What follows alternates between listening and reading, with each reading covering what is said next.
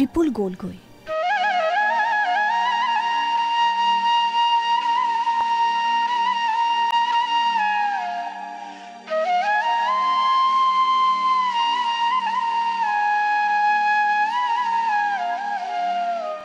ইমান সোনকালে যাবগৈ বুলিতো ভবা নাছিলোঁ।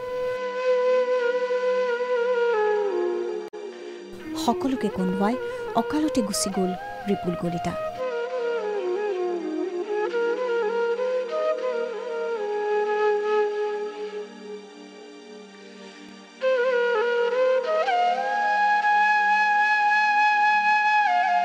প্ৰাগ নিউজৰ এজন নিষ্ঠাৱান অভিজ্ঞ ভিডিঅ' জাৰ্নেলিষ্ট ৰিপুল কলিতা।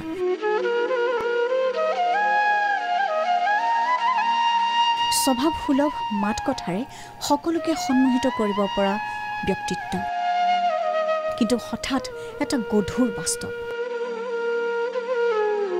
ৰিপুল আৰু নাই।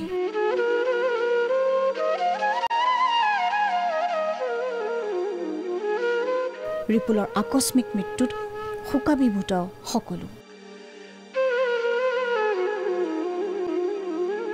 কান্দিছে মাথো পিতৃ মাতৃ দাদা বৌ ভনীয়েকে হিয়া ঢাকুৰি কান্দিছে।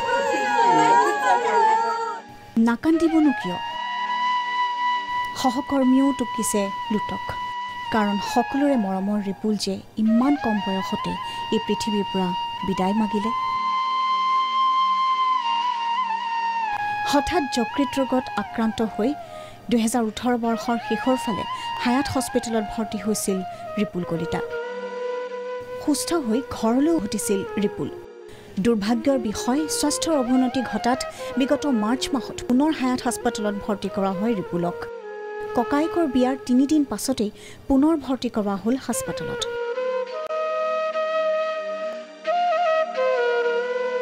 যকৃত আৰু মগজুৰ গুৰুতৰ ৰোগত ভুগিছিল ৰিপুলে। ৰিপুলৰ মৃত্যুৰ বাতৰিয়ে প্ৰাগ নিউজৰ প্ৰতিজন সদস্যক শোকস্তব্ধ কৰিছে।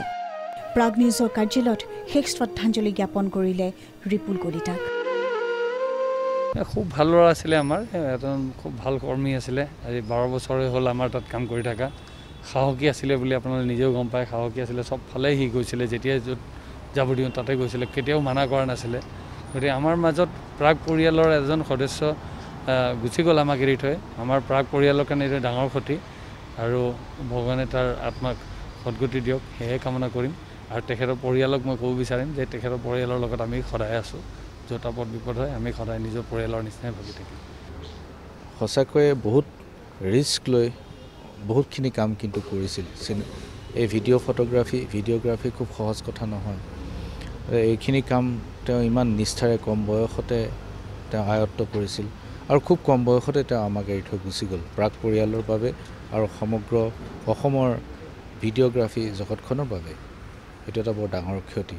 মই তেখেতৰ আত্মাৰ সদগতি কামনা কৰিছোঁ। প্ৰাগ নিউজৰ কাৰ্যালয়ৰ পৰা গুৱাহাটী প্ৰেছ ক্লাবলৈ লৈ যোৱা হয় ৰিপুল কলিতাৰ শৱদেহ। শেষ শ্ৰদ্ধাঞ্জলি জনাই প্ৰেছ ক্লাবৰ বিষয়ববীয়া আৰু সদস্য।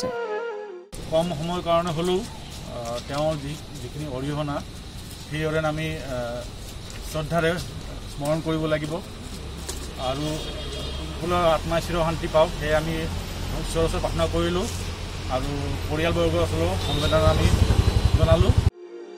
নৱগ্ৰহত শেষকৃত্য সম্পন্ন কৰা হয় ৰিপুল কলিতাৰ। ৰিপুল য'তেই আছে শান্তিত থাকক। Bureau report, Prag news.